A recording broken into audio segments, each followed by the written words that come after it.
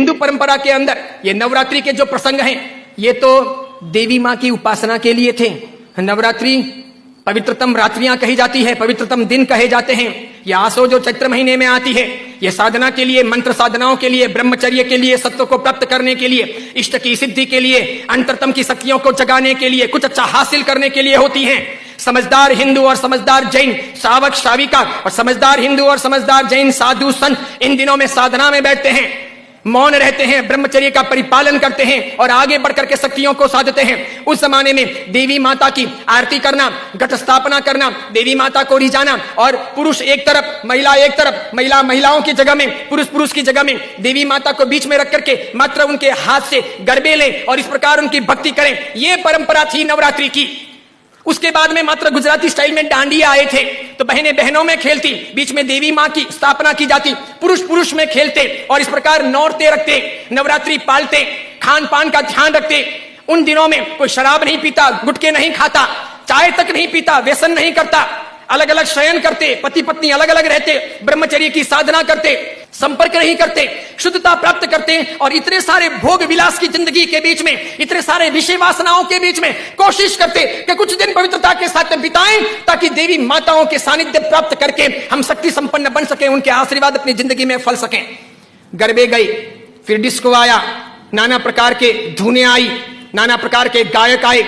कई कंपनियां, कई संस्थाएं इसमें कूदी, कई सारे लोगों ने धन कमाना शुरू किया, छोटे बड़े ये डांडियों के अलग अलग कार्यक्रम होने लगे, सब लोग ललचाने लगे। देवी मां एक तरफ रह गई, देवी की साधना एक तरफ रह गई, नवरात्रि की पवित्रता एक तरफ रह गई, घट स्थापना एक तरफ रह गई, गरबे लेने का भाव एक तरफ रह गया, आरती और देवी मां को रिझाना, मातृ शक्तियों को प्रेरित करना, ये सब एक तरफ रह गया। आज डांडिये खेलने वालों में से किसको पता है कि साधना क्या है,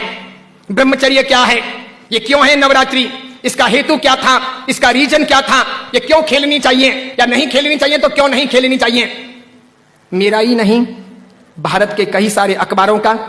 कई सारे समाजविदों का, कई सारी अन्य सामाजिक संस्थाओं का यह सर्वे वर्षों से रहा है, समय समय पर किया जाता रहा है कि नवरात्रि के महीने 2 महीने के बाद में जितने गर्भपात होते हैं उतने गर्भपात बाकी के 11 महीने में नहीं होते।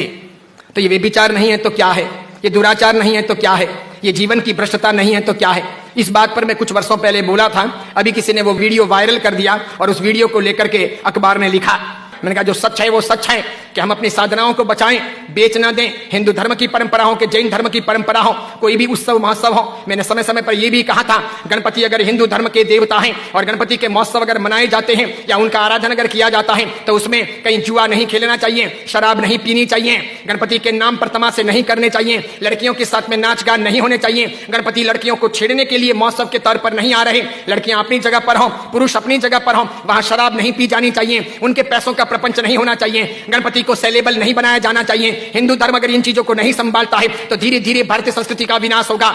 सिखों ने अपनी धर्म परंपराओं को संभाला है, मुसलमानों ने अपनी धर्म परंपराओं को संभाला है, ईसाइयों ने अपनी धर्म परंपराओं को संभाला है। उनके जो ओकेशन होते हैं वो दूसरों को इंटरफियर करने नहीं देते, वो उसमें घालमेल नहीं करते। हिंदू और जैनों को इस बारे में सावधानी रखनी आवश्यक है। कल ऐसा ना हो जाए कि पर्युषण महापर्व के दिन आए या राखातीज का दिन आए या कार्तिक पूर्णिमा का दिन आए और कोई उसे किसी प्रतिष्ठान के नाम पर प्रोजेक्ट कर ले कि चलो अब महोत्सव को इस प्रकार मनाएंगे, उस प्रकार मनाएंगे, तो 25 साल 50 साल के बाद में ऐसा हो सकता है कि हमारी होली की आराधना या हमारे पर्युषण महापर्व की आराधना का रूप रंग बदल जाए।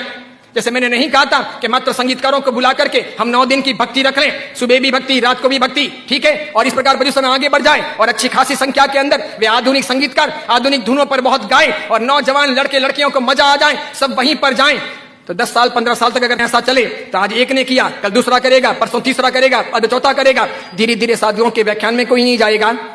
पर्युषण महापर्व के प्रवचन एक तरफ रह जाएंगे, कल्पसूत्र जी हवा खाते रह जाएंगे और पर्युषण का रूप बदल जाएगा। ये नहीं हो सकता, ये नहीं किया जाना चाहिए। मैं इसलिए कह रहा हूं कि मेरी जिंदगी तो बहुत छोटी है, मैं तो कल दुनिया से चला जाऊंगा, लेकिन भगवान के शासन की परंपराएं नहीं मरनी चाहिए, हमें उन्हें जिलानी होगी। हमारे बच्चों को ये पता नहीं, उनको तो क्या है, नाचना गाना कूदना घूमना फिरना अच्छा लगता है, उन्हें सामाजिक प्रतिक्रमण ना अच्छे लगे,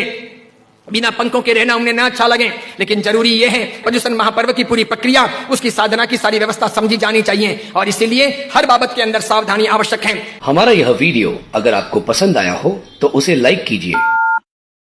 शेयर कीजिए और आचार्य विमल सागर सूरी जी के नाम से चल रहे हमारे चैनल को सब्सक्राइब कर उसके पास रहे बेल के बटन को क्लिक कीजिए ताकि हमारे नित नई वीडियो को देखने का आपको अवसर मिल सके।